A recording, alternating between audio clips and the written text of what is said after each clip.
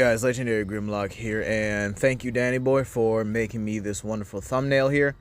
And I have to do it like this just to avoid copyright, because most of Kyurem's feats are anime, and that's kind of the reason why this video took so long.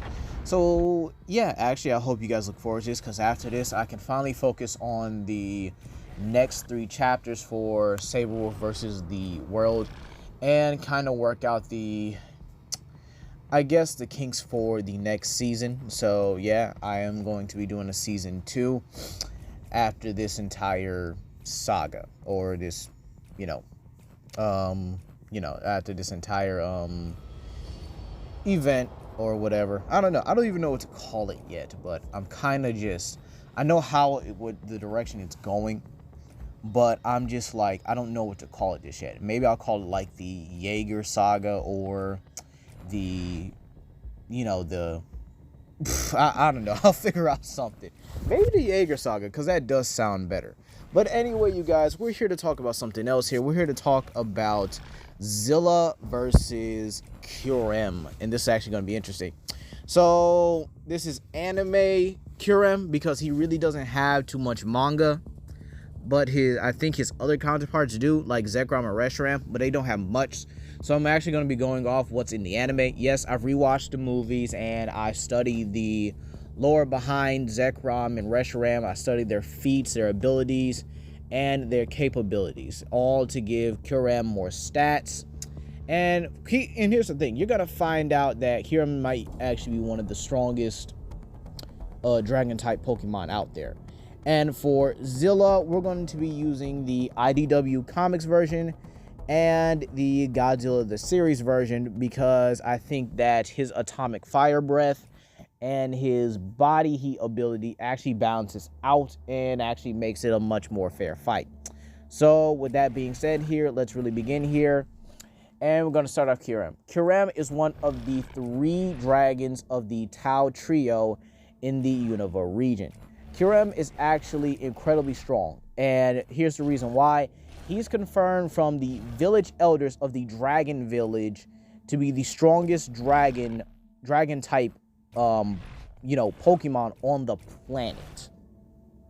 Now, remember, the strongest dragon type on the planet. Now you might say, okay, what's this village's credibility? Well, for one, Iris's village raised dragon types. They studied all forms of dragon types, and the village elder knows all these dragon types. This even includes Mega Evolution, which has been around for possibly years, and pretty much in basically centuries, considering there is evidence that, even Gigantamax and Mega Evolution Pokemon might even exist in the wild. So it's very possible that these village elders also discovered that in the wild, and they simply just applied it today. Okay? Mega Evolution wasn't just something new that was really thrown into anime. It was something that, well, I mean, to us it was, but to them it was something that's always been there. So you guys understand what I mean here, okay? So, yeah, that basically puts Kyurem above a lot of Mega Evolution Pokemon, including even Alon's Mega Charizard X, who's been able to match Zygarde in strength. And this is 50% Zygarde, who is a part of the Aurora Trio lore, or basically the Pokemon of pretty much the multiversal foundation Pokemon lore. These Pokemon are basically what seed, guard, and actually hold the multiverse together. And Zygarde in its 50% state is literally the world serpent of the entire Pokemon lore. This means Zygarde actually, Zygarde in this 50% state has actually shown that he can hold all the Pokemon universes. This includes Giratina's realm, Palkia's realm, Dialga's realm, and maybe even Arceus's. So it's very possible. Yeah, I mean, sorry, it's not possible. I mean, it's pretty much confirmed he holds all the Pokemon realms. So it's not even up for debate here. So yeah, he actually displays that strength. In combat, however, he's displayed that strength as being stronger than Zekrom and Reshiram, being able to overpower Keldeo and the rest of the Horn quadruplets, okay? And he's definitely shown he's stronger than any Pokemon that could really be dished out in the Unova region, so it doesn't matter. Now, Zekrom and Reshiram have actually clashed so many times, they've actually just almost destroyed the Unova region. Now, Pokemon regions are actually known as alternate realities and alternate reality focal points, meaning they're basically like the universe, they're like these universes. They're essentially these universes because they're alternate realities. Alternate realities include alternate universes in actual Pokemon like canon. So these guys could essentially destroy the universe when they fight, and Kyurem is straight up confirmed to be above them. In terms of durability, he's been able to take attacks from Keldeo and the rest of the horned quadruplet Pokemon as well. And he's actually done this consistently as well. He should also be above Zekrom and Reshiram, who can take attacks from each other. Now let's get into the good stuff here. Oh, and before I go, in terms of speed, he's easily many times faster than the speed of light, okay? He should scale to, you know, Pokemon like Yveltal, Xerneas, Zygarde, and definitely above the likes of Mega Charizard and other Pokemon. He also has a booster tail as well, being able to simply, you know, boost his speed as well. So he should easily be many times faster than light. All right.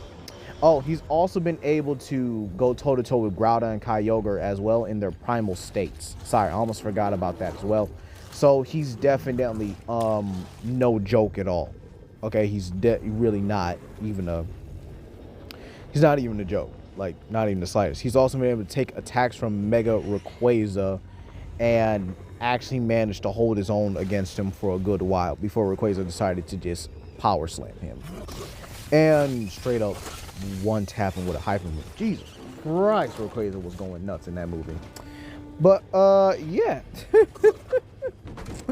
That's Kyurem. He actually has basically every ice-type move in the book, every fire-type move in the book, and every electric type move in the book, including Zekrom's drain ability. He's able to drain the electrical type attacks from his opponent and actually add it to his own power. Zekrom was able to use this to actually take away Pikachu's power permanently until Pikachu had to find a way to jump. Sorry, until Ash and I think Nurse Juniper or whatever, Professor Juniper or whatever, had to find a way to jump start Pikachu's powers again. So again, Zekrom is not a joke here.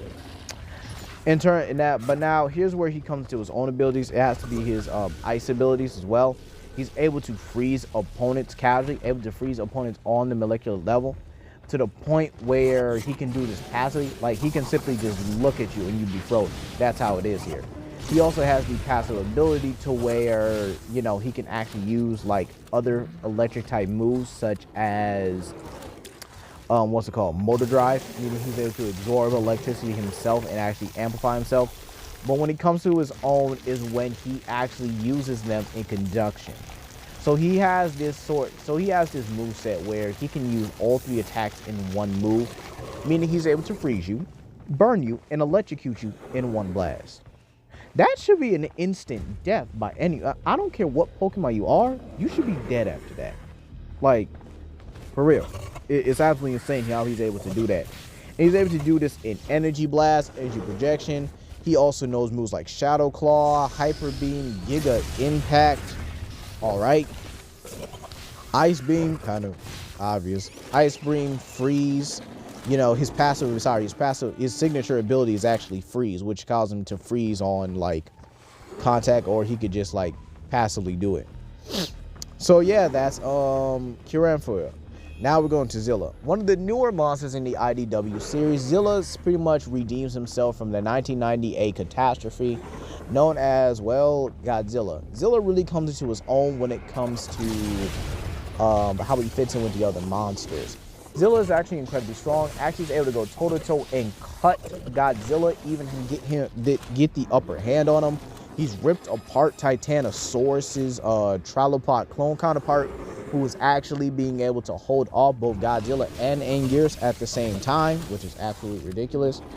And he's been able to kill a Godzilla Trilopod clone that was beating up Jet Jaguar. So again, Zilla pretty much cements himself as incredibly strong, easily showing universal to multiversal strength, as Godzilla and Titanosaurus, who would scale to him as well, have been known to take attacks from Zeus, and who's defeated the primordial gods like Kronos, who is far and vastly above the likes of Uranos, who has been able to stop the multiverse from being chaotic itself, pretty much cleanse it from the entire multiverse itself. So again, Uranos is lesser than Kronos, who's lesser than Zeus, who's lesser than Godzilla. Godzilla greater than Zeus, who's greater than Kronos, who's greater than Uranos. Makes sense, right? And Zilla should be right on that Godzilla bracket. And it's pretty easy. He gave Godzilla a pretty hard time.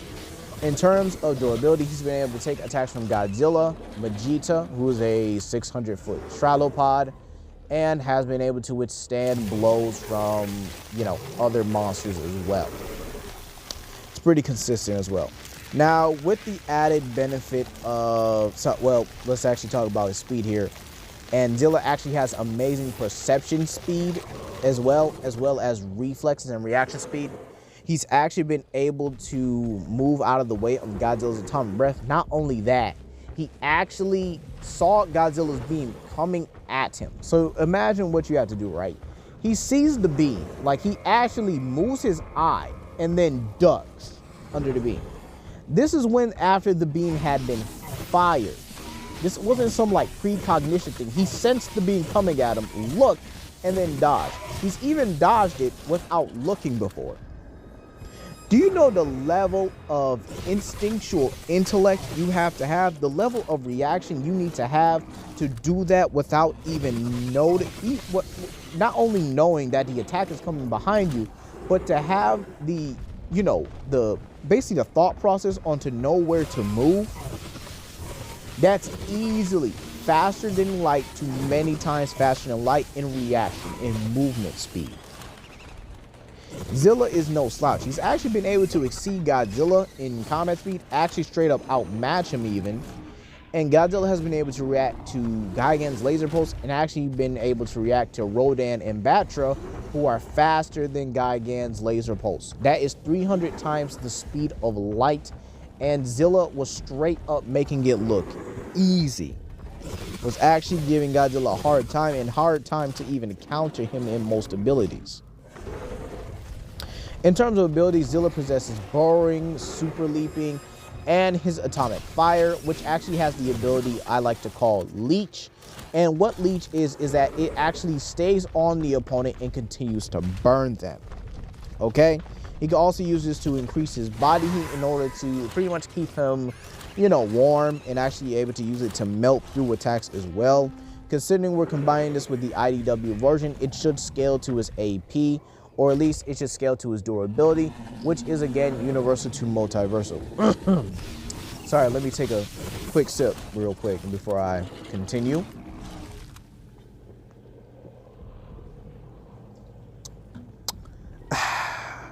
Drinking some Polar today, you guys. So yeah, let's break this down and really get into it. Now, Zilla easy packs the strength department. He just has simply more feet and more scaling to him, while Kyurem does have more lore to it. In terms of hexes, I definitely got to say Kyurem as well. Sorry, I got to say Kyurem. Durability, I would have to say they're about equal. However, Zilla does have the more potent healing factor due to the fact that he can simply heal from water itself and pretty much regular attacks in general. So again, I would have to say Zilla is actually the more durable one because he actually has a healing factor.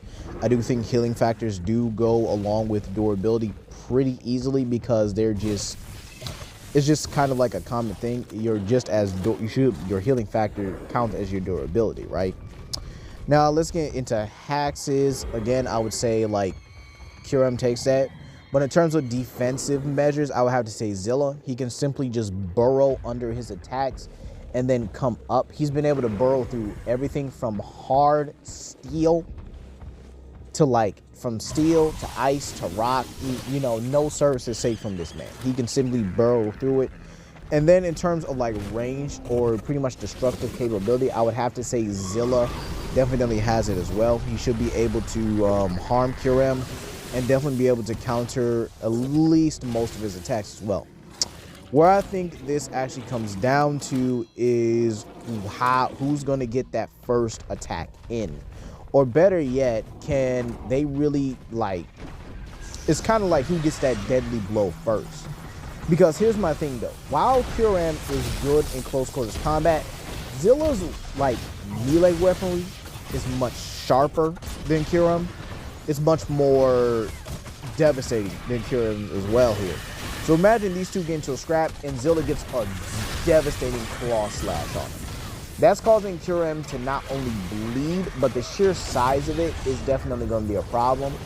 Then Zilla is no stranger to actually like faking out his opponent. He'll just like charge at you, and then he'll be able to just like, you know, fake you out and then tail smack you. So Zilla's actually like a ridiculously smart fighter, probably smarter than Kyurem and Keldeo.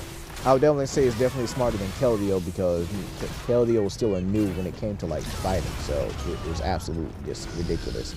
In terms of actual like abilities as well, I would definitely have to say that Zilla can definitely produce his attacks a lot faster than Kyurem as well. He has a faster attack speed.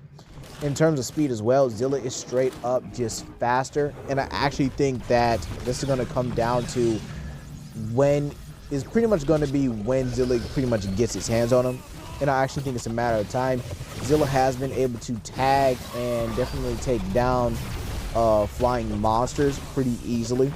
Okay, he's no restraint to it. He's actually fought against, you know, the giant bat. He's actually been able to take down the the tachyon spaceships, which were able to move at faster than light speeds due to the fact they're able to fly through space like pretty casual, like it's nothing. So he's able to literally tag these things with his atomic fire, and even being able to dig at the same speeds as these laser missiles, these laser pulse missiles actually being fired at him. So he's able to dig faster than the speed of light. So imagine a monster that's over 198 feet tall. Actually, I think Zilla is actually 200 feet tall, right? Yeah, I think he is. He's actually 200 feet tall. And imagine a 200-foot tall monster being able to burrow into the ground at faster than light speeds. Yeah, you kind of see where this is going, right? Despite the fact that they're both faster than light, I do think Zilla is just straight up like a tad bit faster, just by both speed scaling and speed calcs. He should be right there into faster light, to many times faster light, to immeasurable. So when it's all said and done, I have to give this to Zilla more often than not. He's just stronger, definitely more durable as well, and is just as good, if not better, in combat speed. Zilla wins.